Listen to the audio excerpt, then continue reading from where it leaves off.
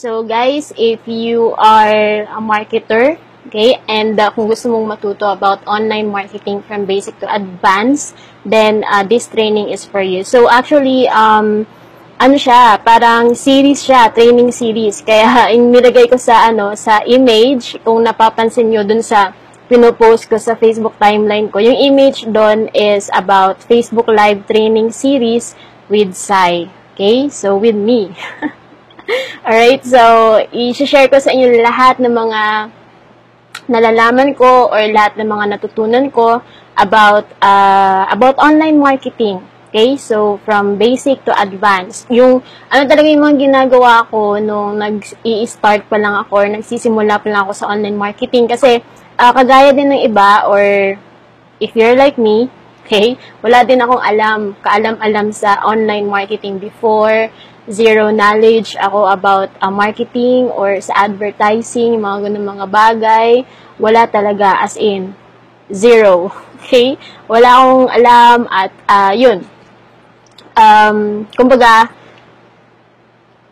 from the ground yung experience ko nung nagsisimula pa lang ako sa online marketing. Kaya, ngayong 2017, so, this is a good start actually for all of us kasi ako din, parang nire-refresh ko yung mga natutunan ko before when I started. At, by the way guys, if you're here, yan, nandun na si Felix Guadayo, and si Jojo Peralta de la Cruz.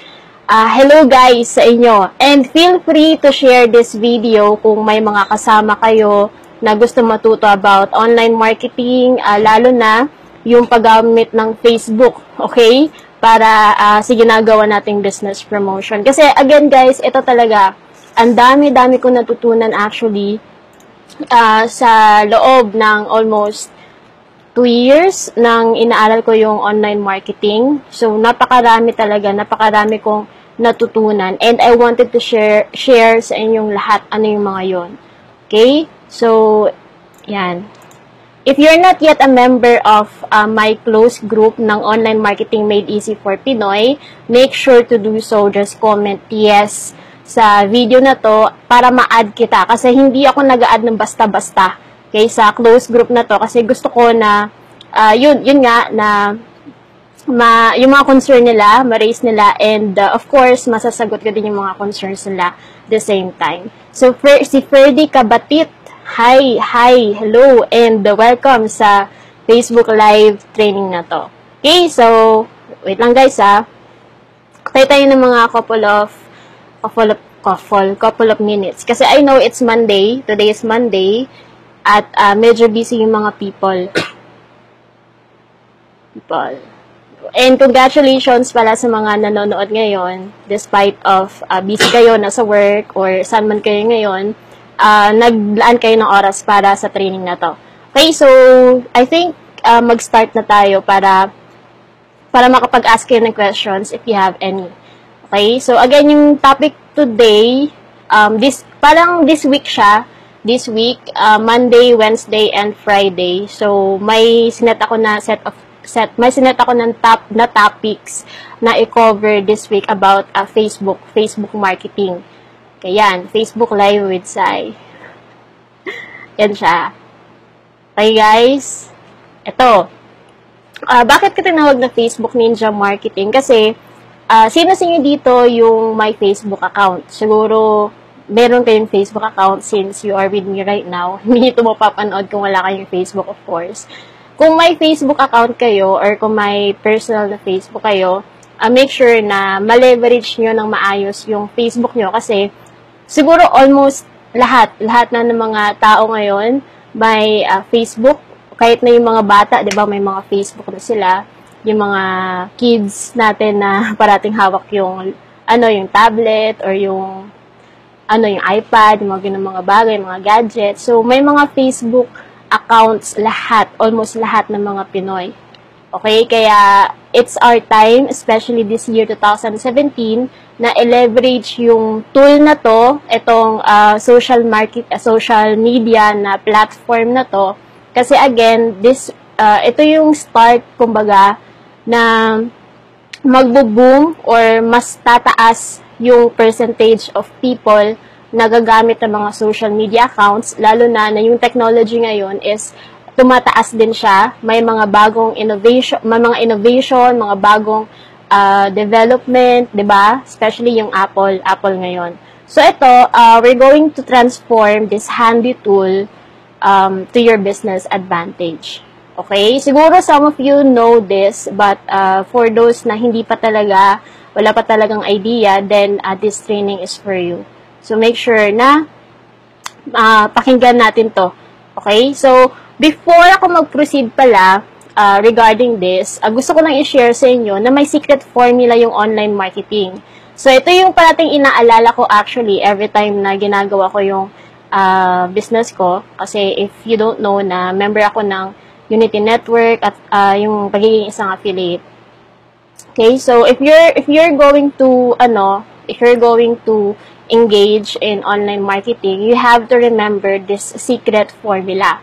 So yung acronym niya is BEC, meaning build, E for engage, and C for convert. So every time na nagpo-promote kayo ng business niyo, or every time na ginagawa niyo yung business niyo, gamit yung strategy na online marketing, ito yung parating tatandaan nyo. Okay? So, first stage is building. So, kailangan mag-build ka na mag-build ng tao. Kasi, in comparison with offline marketing, ito yung pagsusulat ng mga prospects sa papel. Kasi ginawa ko din yung dati na nag-offline network marketing ako na pinasulat kami ng 100 na prospects sa tinatawag namin na wealthy handbook or wealthy booklet. So, yun, 100 prospects na may pangalan kasi yun yung prepresentahan namin ng business namin, yun yung prepresentahan namin or doon kami magde-demo, sa kanila kami magde-demo, kumbaga. So, it's like that. Sa online marketing, we also need to build people or build our list. Kasi kung wala kang nabibuild na tao kasi, kung wala kang napapakitaan na tao, 'di ba? Walang mangyayari sa ginagawa mong business. So, we have to remember that we need to build. Okay? Build for a long-term basis. Okay? So, yung next, after mong i-build yung mga taong yun, make sure na you consistently engage with them. Kasi, bakit mo kailangan makipag-engage? It's like, 'di ba? Kung couple kayo, kailangan na parati kayong nag-uusap, parati kayong nagkipag-communicate, 'di ba? If may business partners kayo, 'di ba, kailangan parati kayong nagko-connect. So, you needed to connect with your audience or you needed to connect with your people, with the prospects na na-build mo sa stage number 1 kasi doon magbi-build yung trust, doon magbi-build yung connection, at most of all, mas makikita ka nila na isa kang leader, isa kang authority, isang tao na may malaking value na hindi basta-basta, o ikaw yung tao talaga that will help them na mas tataas yung result nila or that will help them na mas matuto pa ng maraming bagay regarding their business. Okay? Kasi after mo mag-build ng list or mag-build ng prospects, after mo makipag-engage sa kanila, that's the time na ma-convert mo sila. Alright? So, yan yung essence na online marketing. Actually, yung secret formula, build, engage, and then later on, convert. So, it's for a long-term process. So, ngayon, yung i-share ko, since I hope na naintindihan nyo, na ito lang yung gagawin natin, actually, or ito lang yung gagawin mo if you're planning to do online marketing for your business. Build, engage, and convert. BEC. Okay? Or yung tawag ko dito is BESS. Huwag mong kalimutan si BESS. Build, engage, and sell. Instead of convert, pwedeng sell, convert, or sell. Si BESS. Okay? So, paano mo naman ma-build or paano mo i-build yung business mo using Facebook? Okay? So, napakasimple. Ito, nakikita nyo sa screen ngayon. Yan, napakasimple lang guys. Kung paano sa Facebook, kung wala kang other social media, Facebook lang, pinakauna mong gawin is linisin mo yung Facebook account mo or linisin mo yung Facebook timeline mo. Kasi if you notice, napakarami na ding mga marketers na nagpo-promote sa Facebook ngayon. Napakarami ng mga Lalo na yung mga millennials, 'di ba? Kung nakikita mo yung timeline nila puro parang tindahan na puros puros promotion na walang value. Okay? So, dito what I meant about it, yan, hindi ko na-refresh. Yung linisin mo yung timeline mo. Ito, example, ito yung timeline ko, 'di ba? Yan siya. Dapat yung timeline mo is walang mga join me or yung mga puros opportunity na na post. Okay? So make sure na linisin mo kung may nakikita kang mga join me campaign na ito pinaka the best na network marketing, ngayon sa Pilipinas, mga ganun mga bagay. It's okay na mag-post ka ng ganun, pero wag parati. Okay, i-balance mo, make sure na makikita nila na hindi ka puros business din, na you also spend time with your family, with your loved ones, kasi tao ka rin, 'di ba? So may social life ka. So kung may mga value ka, yan, kasi ito yung ginagawa ko sa timeline ko, nagbibigay ako ng value, yung mga reminder, yan, ito na Facebook Live ako, value din yan siya. Ito, nag-share ako ng blog post, yan. Nag-share ako ng mga quotations, yan, ng mga tips, top 10 sales techniques for entrepreneurs. Ito, nag-share ako ng link from my blog, blog.sairilpisunabe.com, at yung mga reminders about training, ganon, tas yung mga quotation, mga ganon mga bagay. So, kung yung business mo, example, kung yung business mo naman is about health and wellness, pwede ka mag-share ng blog from outside source. Kung wala ka pang blog, kung kakasimula mo pa lang talaga, pwede ka mag-share ng tips from outside source, tapos ilagay mo sa timeline mo. At least, nakapagbigay ka ng value, nakapagbigay ka ng tips, at magkakaroon ng parang hint yung mga prospects mo, ano yung ginagawa mo, na every time that they needed tip about that topic na sinishare mo, is pupunta nila yung Facebook mo. Okay? Kasi guys, if yung post na yun is nag-i-engage kasi, yun yung parating pinapakita ni Facebook sa newsfeed. Okay? So, yung pinapakita ni Facebook, yung algorithm ni Facebook, yung pinapakita niya sa newsfeed is yung marami nag-i-engage na tao, marami nagla-like, yung mga ganun mga bagay. Kaya kahit na mga lumang post, basta marami nag-i-engage, 'di ba, nakikita pa rin sa newsfeed. Kasi that is the algorithm of Facebook. Ganyan nag-work sa Facebook. Okay? So, kung yung value na binibigay mo is naging trending, kahit luma na, kung marami nagla-like, then mas malaking possibility na mas mabilis ka makapag-build ng tao sa ginagawa mong business. Okay? So, that's one way of attracting them sa ginagawa mo. Alright? So, yung gusto kong i-share, kasi ito natutunan ko, pala. Ito, yan, clean your Facebook. Yan guys, bago ang lahat, kailangan linisin natin yung Facebook timeline natin. Okay? So, yung next is, i-increase natin yung audience. So, paano i-increase yung audience? Kasi ito yung natutunan ko sa isa sa mga mentoring na sinalihan ko, okay, with my mentor na si Edward Reformina, kasama yung mga ibang coaches ng team sa Unity Network. Yung dapat, kung gusto mong mag-build ng list gamit ang Facebook mo, yung gagawin mo is increase mo yung audience na meron ka sa Facebook mo. Meaning, i-increase mo yung friends na meron ka sa Facebook. Okay? So, mag-add ka ng friends. Okay? But, sa pag-add ng friends sa Facebook, para yung mga tao yun, yung parang target people. Diba, alam mo na kung sino yung target market mo, alam mo na kung sino yung mga tao na o-offeran mo. Diba? I hope na clear na sa inyo yung target market or yung mga tao na o-offeran mo sa ginagawa mong business. After mong ma-identify yun, yung gagawin mo sa Facebook, after mong linisin yung timeline mo, is maghanap ka ng mga groups at mag-add ka ng tao ng mga opportunity buyers. Okay? Mga opportunity buyers kasi, bakit mga opportunity buyers? Kasi yun yung mga tao na mga like-minded people or mga tao talaga na interested na mag-business din katulad mo. Kasi malaking possibilities na ma-attract mo yung mga taong yun kasi aware na sila sa pagnenegosyo.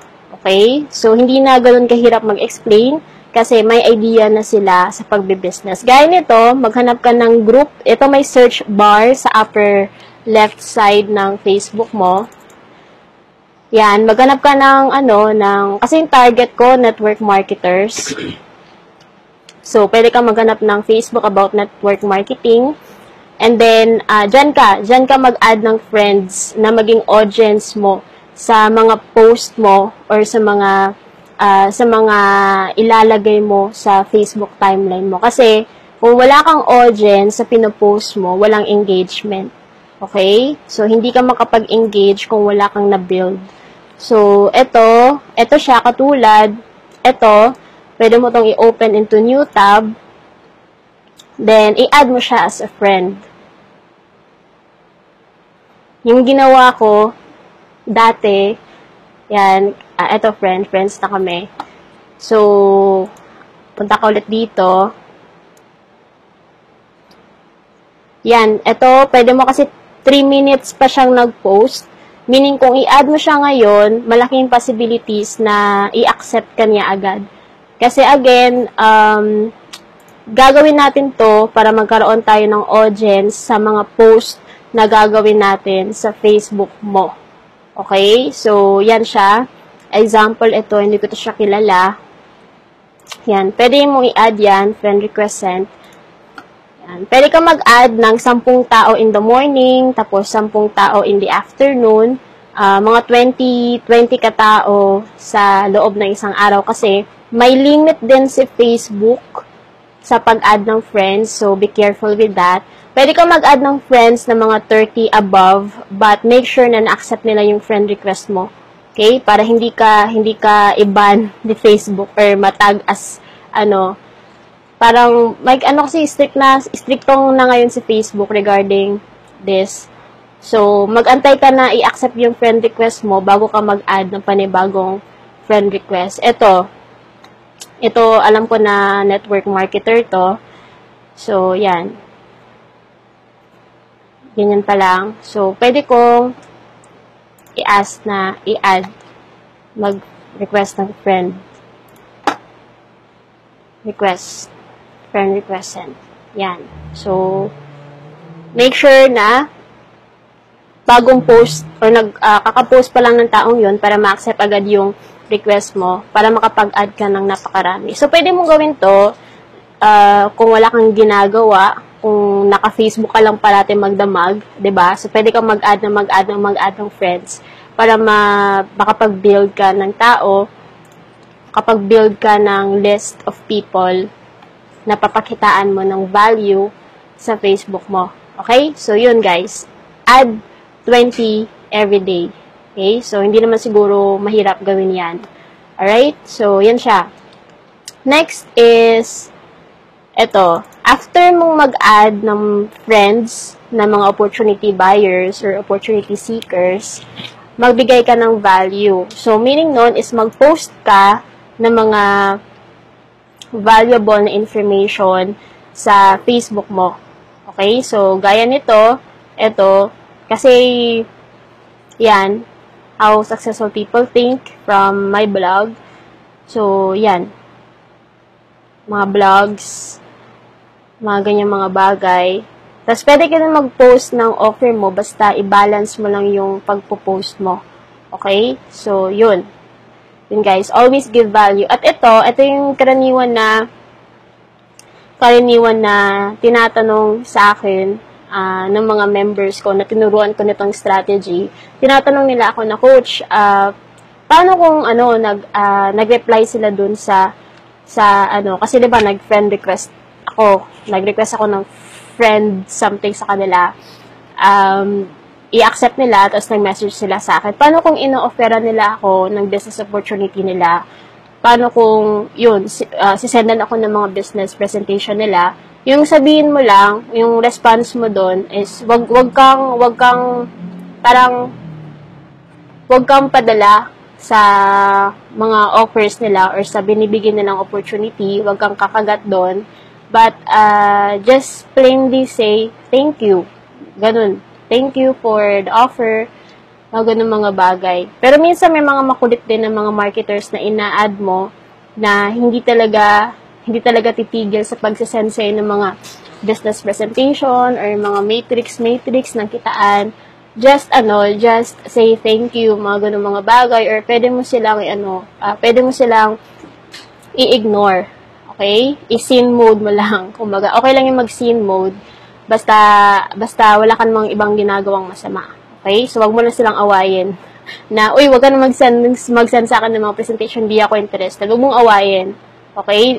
Kailangan mo sila para may audience ka sa gagawin mong post sa timeline mo every time na may post ka, at baka maging business partners mo sila in the future. Okay? So, yun guys. Always give value. Alright? So, yan. That's how you can use your Facebook para sa ginagawa mong business. Kung parati kang nag-Facebook, wala kang ginagawa, then, pwedeng gawin mo to para, yun, kikita ka, para magka-profit ka sa ginagawa mong business. Okay? So, this is best for beginners or mga newbies na kakasimula pa lang sa online marketing. Yan, may nag-accept na sa friend request ko. Yung in-add natin kanina, in-accept nila agad. Anyways, yung next topic is ito. So, building your business on Facebook pa rin. So, yung pwede mong gawin,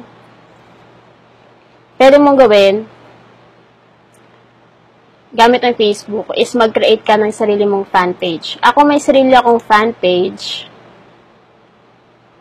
Sai Pisenable. Yung pinapalike ko sa inyo, 'di ba? Yung Sai Pisenable na fan page. Yan. So, ito yung pinili kong fan page na I chose to promote myself. Kasi, yun nga, ini-increase ko yung authority ko sa ganitong niche ng online marketing. Kaya, binabrand ko yung sarili ko instead yung ginagawa kong business. So, yung sa'yo naman, if you have a business, it's okay na gumawa ka ng fan page na may business name, basta hindi lang siya against sa policy ng business mo. Kasi di ba yung ibang business, ayaw nila na parang gumawa yung members nila ng isang fan page na nakapangalan sa mismong business nila. Kasi what if may mangyaring ganito?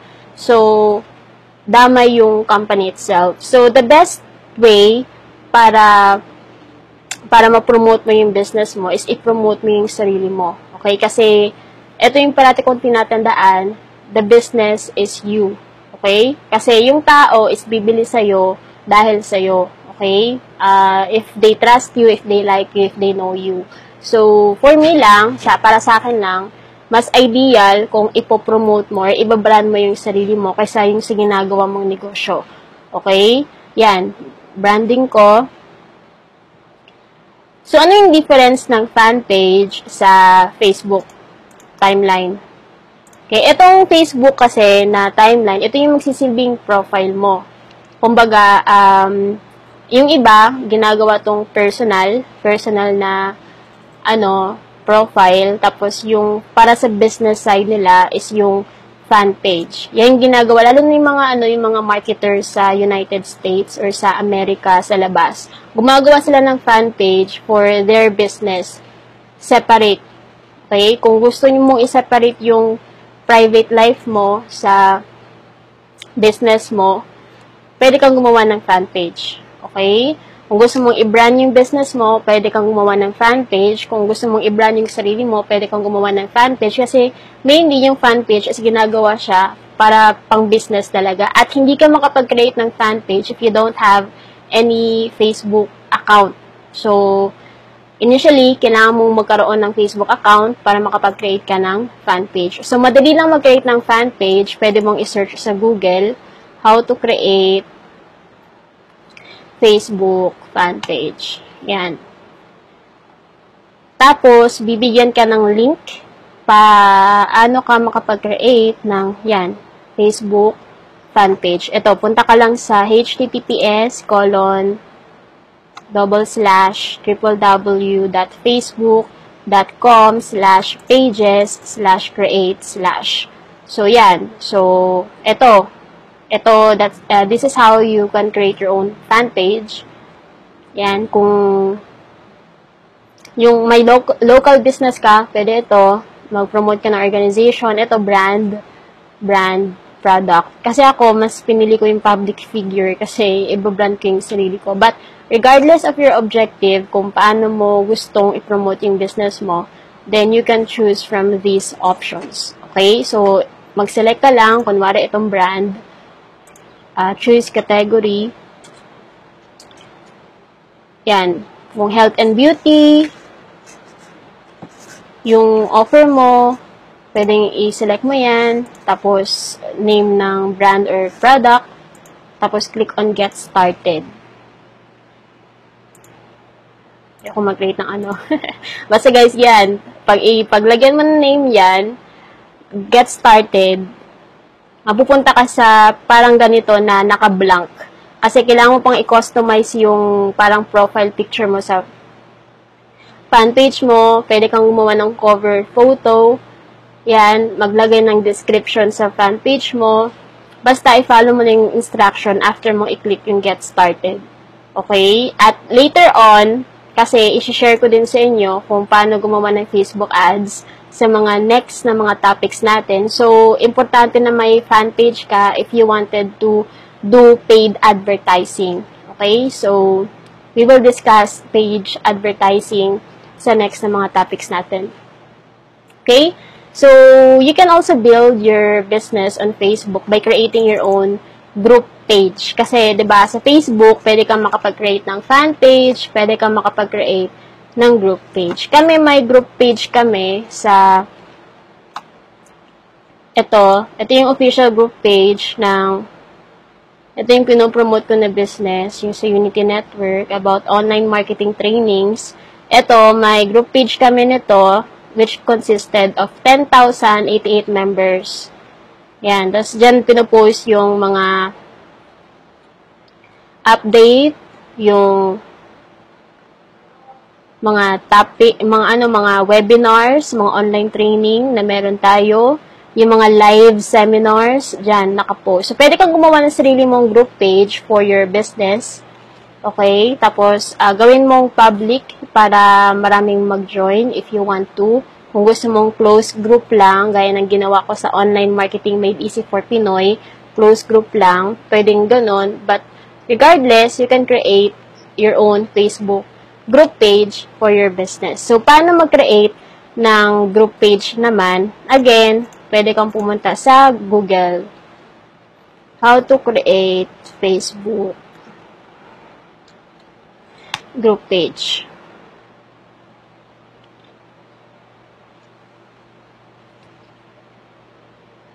Yan.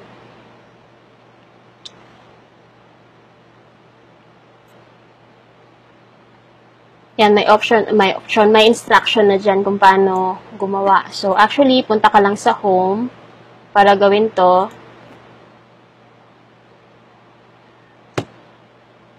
Tapos, dito sa gilid, 'di ba? Sa gilid, sa left side, may create dyan. Tapos, pwede kang mag-create ng page, pwede kang mag-create ng group. So, iselect mo lang yung group kung gusto mong mag-create ng group page. Tapos, yan. It will ask you what kind of group na gusto mong gawin.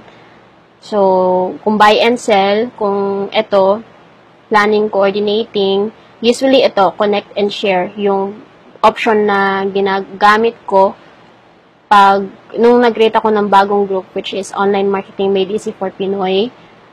Yan. Depende sa'yo. Basta, if you wanted to build your business on Facebook, then you can create a group page. Okay? Again, fan page and group page. So, pwedeng ganon. Alright? Kasi, pwede mo ma-leverage yung group page na yon. Doon ka mag-share ng mga value, doon ka mag-share ng mga tips, doon ka mag-share ng mga training na gusto mong ipamahagi. Okay? At most of all, dun ka din pwede mag-share ng promotion mo. Okay? So, okay na tayo sa build. 'Di ba? Building your business on Facebook. Okay, again, increase your audience by adding opportunity seekers or opportunity buyers sa Facebook. Tapos, pwede ka mag-create ng fan page for your business. At yung fan page na yun yung parating ipopromote mo. So, actually, itong fan page, pwede kang mag-post dito ng value. Tapos, i-share mo. Katulad ito, pwede mong i-post. Tapos, pwede kang mag-post ng value. Ito, blog ko. Tapos, pwede mong i-share. Pwede mong i-share sa timeline mo. Okay, gaya nito. Share on your own timeline. Pwede din share in a group. Okay? Kasi parang maging doble yung doble yung purpose nun. Makapag-ask ka ng likes sa group na sinisharean mo nito, or ito din, makapag-ask ka ng likes. Kasi kailangan ng maraming likes sa fan page mo, sa timeline mo. Okay? Gaya nito, post. Tingnan natin.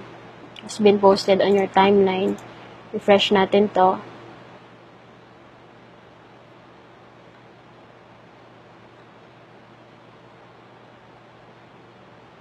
Ito. Makikita nila yung fan page mo. Okay? So, it's one way then of promoting your fan page sa timeline mo. Okay, so, yan lang guys. Madali lang. Right? Siya. So, next is, paano naman tayo makapag-engage sa prospects natin using Facebook. Again, kanina yung inulit ko is mag-give ka ng value after mo makapag-build ng audience sa Facebook mo. Okay? After mong ma-build yung audience sa fanpage mo, or after mong ma-build yung audience mo sa group. Kasi sa group, makapag-build ka ng audience by asking people to join that group. Sa fanpage, makapag-build ka ng audience by asking people to like your page. Yan. Like your page. To like. If they will like your page, every time na may post ka sa fan page mo, manonotify sila na may bagong post ka sa fan page na meron ka. Okay? So, yun siya. Always give value kasi gaya ng sinabi ni Zig Ziglar that you can have everything you need in life if you help enough people get what they need. So, it's a matter of serving people, giving them what they need para makuha mo din yung gusto mo. Kasi, one way of persuading people na mapasali sa'yo is ipakita sa kanila that you give them what they need. Okay? Parang naging second na lang yung kailangan mo, mas nauuna yung kailangan nila. So, parang ganun. Alright? So, isa pa sa pag-engage, paano makapag-engage sa prospect mo using Facebook is, yun, ganun din, mag-post ka ng value on Facebook groups related to your niche. Paano to? Kasi ito yung ginagawa ko, kaya nakakuha ako ng maraming inquiries sa ginagawa kong business. So, yung yung target ko, 'di ba, is yung mga opportunity buyers. So, sa Facebook, naghahanap ako ng mga group pages kung saan nakatambay yung mga target people ko. So, gaya nito, itong isa sa mga groups na parang doon ako nagpo-post regularly. Itong nasa screen. Yan siya. It consisted of 131,114 members. So, sila, mga opportunity buyers sila. So, dito ako nagpo-post ng mga value, or dito ko sinishare yung mga pinopost ko sa fan page ko. Kasi sa fan page, gaya ng sinabi ko, diba, pag may post ka sa fan page, you can share it sa group pages. Yung ginagawa ko, nagpo-post ako sa fan page ko, tapos, pinopost ko siya sa group page. Yan, group page na yon. Saan ba? Online. Yan. So, yung gawin mo is maghanap ka ng group sa Facebook na maraming members at doon ka mag-post. Okay? Doon ka mag-share ng value kasi mas mabilis na makapag-gather or makapag-build ng audience or lalo na makakuha ng inquiry sa ginagawa mong business if maraming taong nakakita. Usually, most of the times din, nagpo-post ako ng offer dito, yung offer ko which is online marketing tools, okay, sa ginagawa kong business. Nagpo-post ako ng offer dito at dun din ako kumukuha ng napakaraming inquiries na nag-join sa team ko. Okay, so pwede mong gawin yon. So, yung isa pa, since network marketing yung business ko, pwede ito na may 31,532. Basta make sure na yung groups na sasalihan mo, dapat pala sumali ka muna sa group na yon bago ka makapag-post. Okay? But usually, public group naman siya. Pag sumali ka, ma-approve yan. Basta make sure na maraming members, maraming tao. Kasi, the more na maraming makita ng opportunity mo, the more na mas maraming mag-e-engage. Kasi kung walang tao na makita ng business mo, walang kwenta, 'di ba? Parang food cart, 'di ba? Kung ilalagay mo yung food cart mo sa hindi mataong lugar, wala kang benta or walang taong mag-ask, mag-inquire. Pag ilagay mo yung food cart mo sa mga food court or sa mga matataong lugar, 'di ba? Mas maraming tao yung magtatanong, mas maraming tao yung bibili sa iyo. So, ganun yung idea kung bakit kailangan na mag-post ka sa mga groups na maraming members. But, make sure na wag kang mag-spam. Okay? No spamming, guys, sa mga group. Basta make sure na mag-post ka ng value at mag-post ka ng offer mo na may value. Na totoong makakatulong talaga. Wag yung parating join me. Okay? So, I hope na clear yon sa inyo. Basta, ito, hanapin nyo lang yung search bar sa upper left side. Tapos, maghanap kayo ng mga groups na pwedeng salihan, sumali kayo doon, at mag-post kayo ng value doon, or mag-post kayo ng offer nyo doon. Okay? So, yung ginagawa ko, ito, tip lang, ginagawa ko, tinitingnan ko kung anong oras active yung mga taong yun, doon sa group page na yun. Tapos, every time na nakita ko na active sila, doon din ako nagpo-post. Kasi, mas mabilis na makikita yung post mo pag may mga active na tao na makita agad nun. 'Di ba? Kasi again, importante na may mag-engage sa post mo para parating ipapakita ni Facebook sa newsfeed. Kasi pag maraming engagement, parating binibida yun ni Facebook, parating pinapakita sa homepage ng mismong Facebook.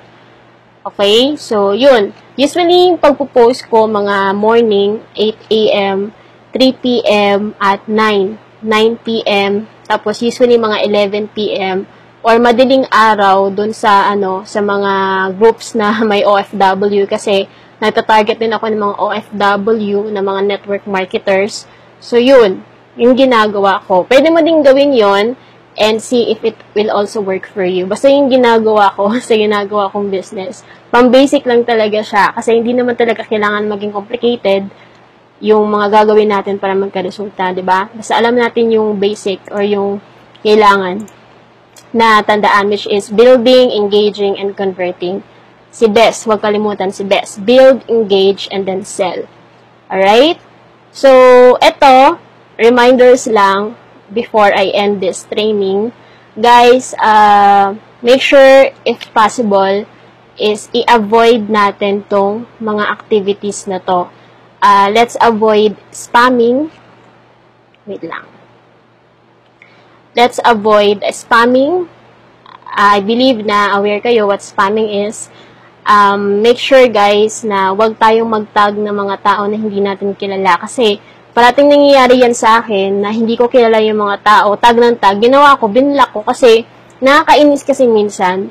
'Di ba? Pag tinatag ka ng mga tao na hindi mo kilala, tapos yung tag nila is offer pa, opportunity pa, na hindi mo naman kailangan or wala kang alam talaga kung ano yun, parang nakakairita minsan, lalo na pag everyday ginagawa, diba? So, wag tayong mag-tag ng mga tao na hindi naman interested sa ginagawa nating business.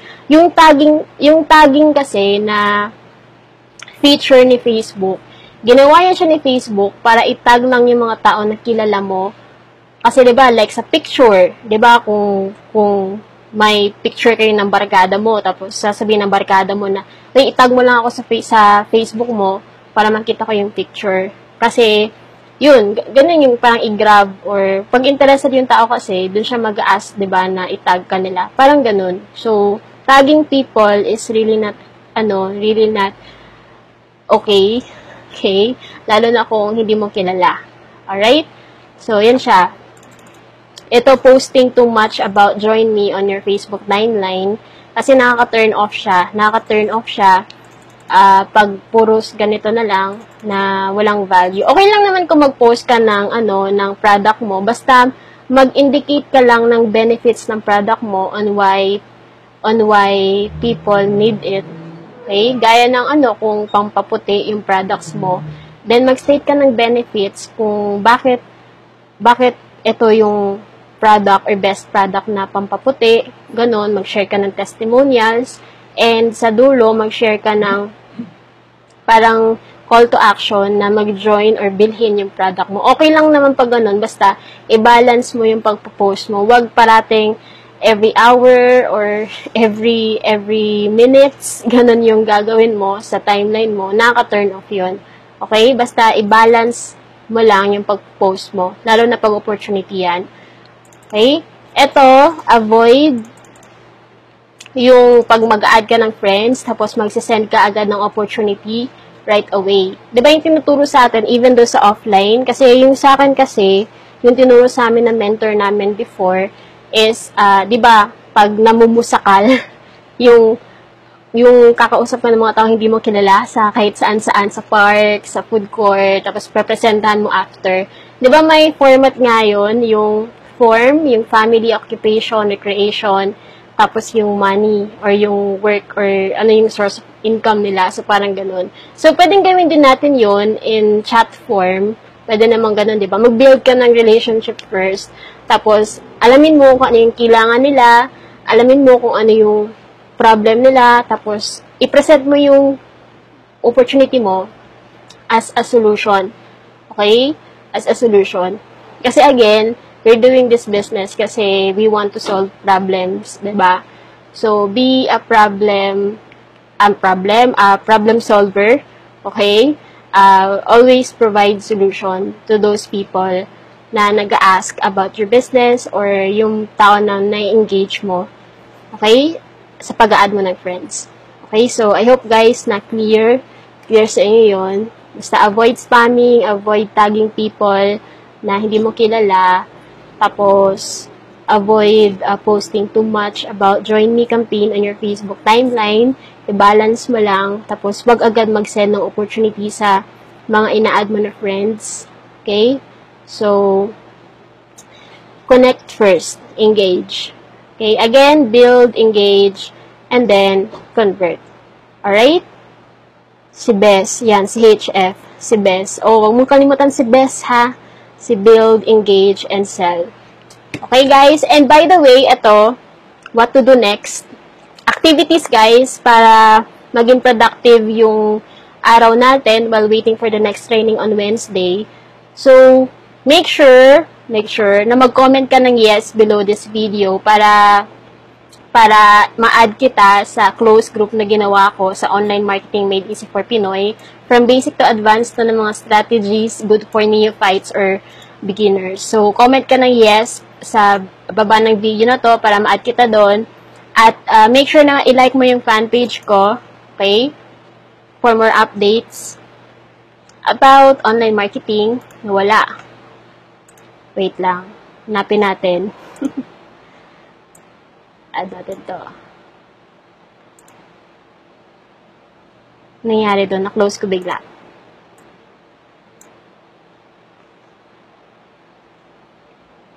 Ito. Yun. So, like my fan page for more online marketing update. Ito yung link. And then, see you on Wednesday, January 11. And again guys, ipopost ko yung activity sa group nito. Okay, kung ano yung pwede mong gawin para maging productive yung araw natin. while waiting for the next training on Wednesday, January 11, 2017 at 3 p.m. same time. Make sure na ma-turn on mo yung notification para ma-notify ka. Ito, following, pwedeng see first at on all live videos. Okay? So, yun guys. And by the way, ito, ayaw kong palagpasin yung pagkakataon na to para i-promote to kasi for me, this is a very important training. Live training siya or seminar, meaning offline meet up. Okay? Magkikita tayo ng personal, face-to-face, at back-to-back, meaning dalawang event siya this 2017. First na seminar is on January 15, 2017, 1 to 5 p.m. sa Quezon City Circle. That is Sunday.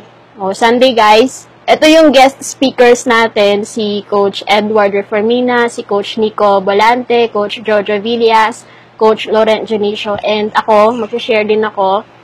Exclusive lang pala to sa team namin kasi gusto namin na mas i-cultivate or i-educate yung team namin first, okay? That's your privilege. At don't worry kasi sa February 4, yung next na training, that is for the whole members ng Unity Network.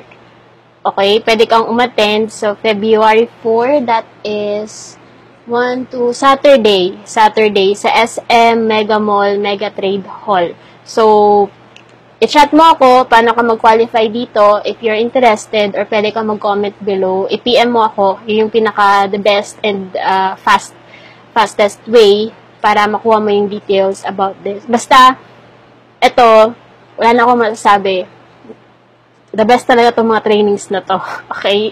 Hindi naman sa pagiging bias, but, yun nga, kasi ako natuto ako ng online marketing nung nag-i-start akong mag-join ng offline mentoring with Coach Edward Reformina and the other coaches.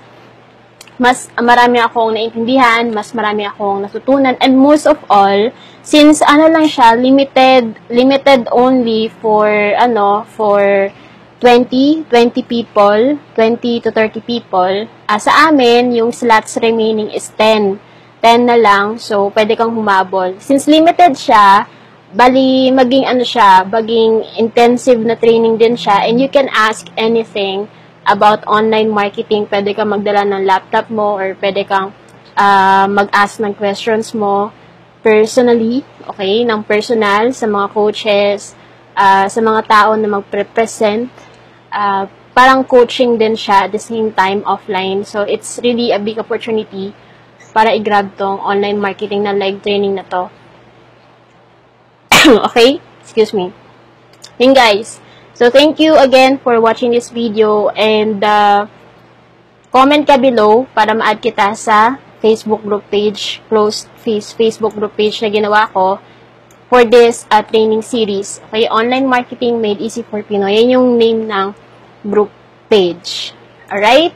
For the activity or activities will be posted on that group page para maging productive yung